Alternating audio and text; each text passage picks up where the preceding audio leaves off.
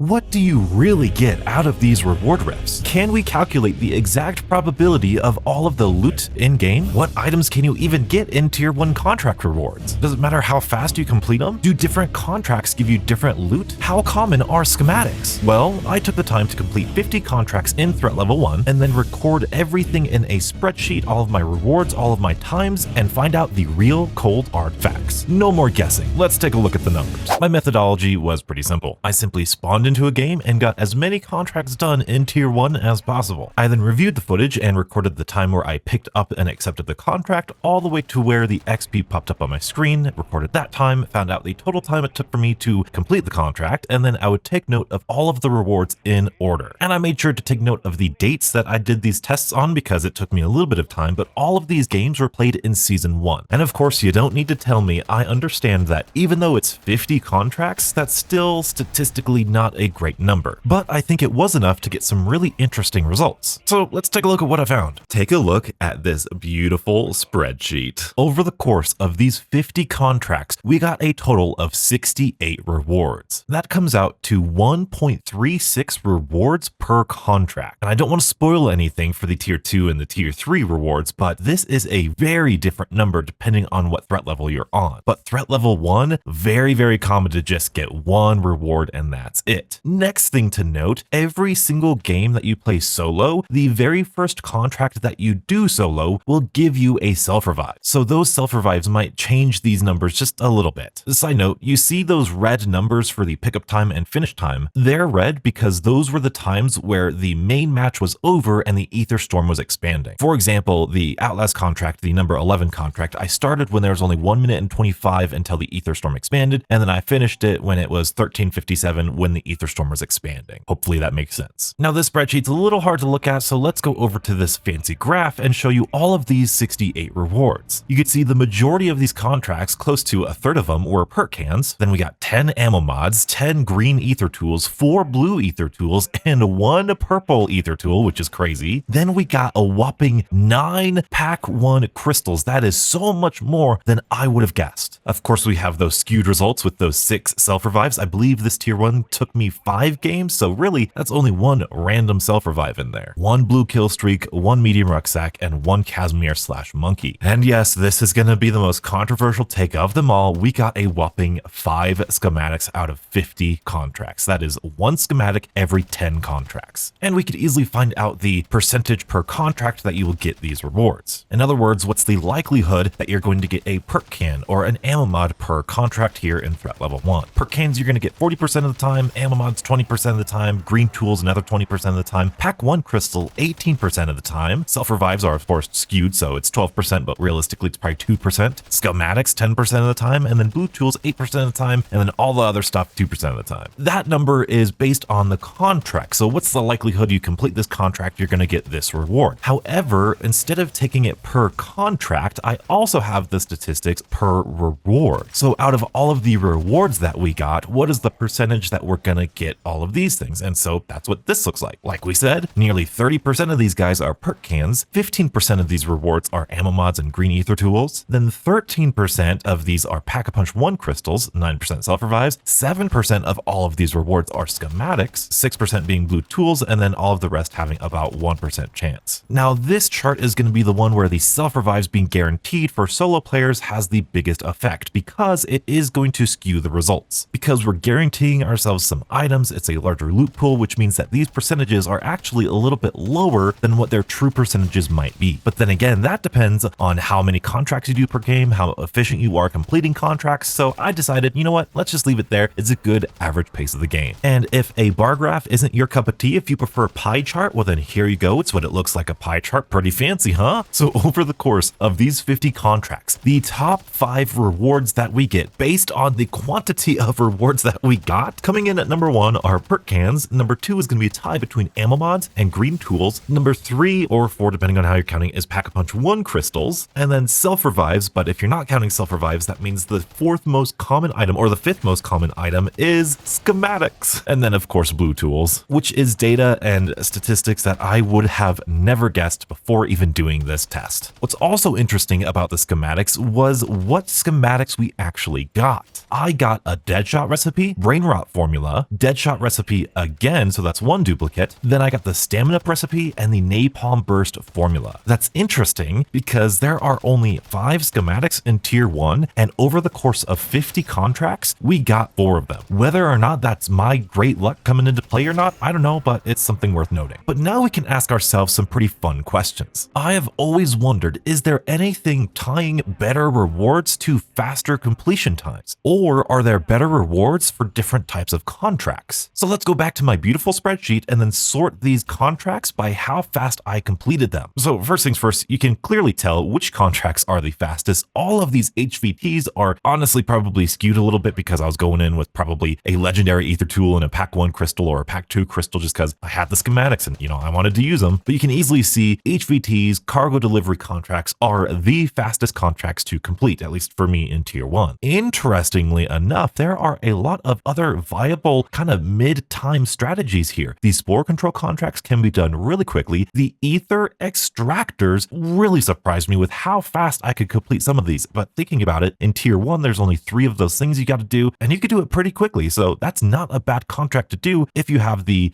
time or space for it. And then of course we have Outlast contracts that are in there that are also pretty good, pretty fast. But then we start getting to these slower ones. The raid weapon stashes take a good amount of time. And of course, the stupid defend the ground station contracts are just so slow. The escort contracts are a lot slower than I thought they were going to be, taking upwards of 5 minutes. That is an insane amount of time just to get a freaking green ether tool. So if you're really going for as fast as you can, avoid those defend ground stations and don't even touch the escorts. But personally, I love how many zombies spawn at the escorts. That's why I always do them. But looking at the contract completion time and the, I guess, quality of the reward, I don't know about you, but I really don't see any correlation between getting a fast time and getting a good reward. You can see I got 2 schematics when I did an HVT contract in like a minute, but then you can see I got my other schematics doing other contracts that took me well over 2 minutes. So for me, unfortunately, or I guess fortunately, I don't see any connection between the quality of loot and how fast you complete these contracts. Now, in terms of the rewards, are the rewards tied to specific contracts? This was a very interesting question that I heard right when Modern Warfare Zombies first released. I heard that the mercenary focused contracts gave you stuff like self-revives and rucksacks and, the more human things. But all of the zombie contracts like the spore controls and Outlast, those are the ones that got you the pack-a-punch crystals and the perks and all that stuff. Taking a look at this when we sort it by the rewards, once again, don't know about you, but to me, this doesn't look like there's anything statistically significant here. Each reward has basically all of the contracts within it. And unfortunately, this is kind of the biggest downside of only doing 50 contracts. You really can't get a huge variety of the different types of contracts in here. So maybe in the future, we'll do a test with 100 contracts. But here's the data. I don't think it looks like there's any correlation. If you want to prove me otherwise, then please, I would love to see that actually. That'd be pretty cool. Here's a different way of looking at it. Here are all of the contracts organized. Again, you could see looking at the contracts on the left and then the rewards on the right, I do not see any discernible pattern of, hey, these contracts usually get these rewards and then these contracts usually get these rewards. And you can kind of tell my scientific method isn't best because we only did 3 defend the ground station contracts, but we did like 7 or 8 HVT contracts. So even if there is a correlation between contract type and reward type, if we don't see it after doing 50 contracts, maybe that connection isn't the most obvious and maybe not the most impactful. It's cool to see what we got from tier 1, but what's even more interesting and something that we should pay attention to going forward as we do tier 2 and tier 3 is what we didn't get anything of. We didn't get any wonder weapons. We didn't get any legendary tools, even though we got a purple tool. That's pretty cool. We got an epic tool, but we didn't see a legendary tool. We didn't see a Pack-a-Punch 2 or a Pack-a-Punch 3 crystal. We didn't see any higher kill streak other than a blue kill streak. Clearly no sigils or dark ether items, obviously. No large rucksack, no 2-plate vest. That one was surprising to me, and no 3-plate vest. As I do this test for tier 2 and tier 3, those are going to be one of the most important questions that we have to answer. Now, I already have some progress made into tier 2 spreadsheet. However, I'm worried about different seasons and different updates changing the probability of these drops. So I might make the hard decision to restart this test entirely. Maybe not for tier 1, but definitely for tier 3 and maybe for tier 2. Let me know what you guys think in the comment section below. Of course, grinding these contracts can take a little bit of time, especially in tier 3. That's why you have to be extra prepared to go into tier 3 and really dominate that area. And if you don't feel comfortable with that, well, you're going to want to make sure you watch this video first and stay beautiful.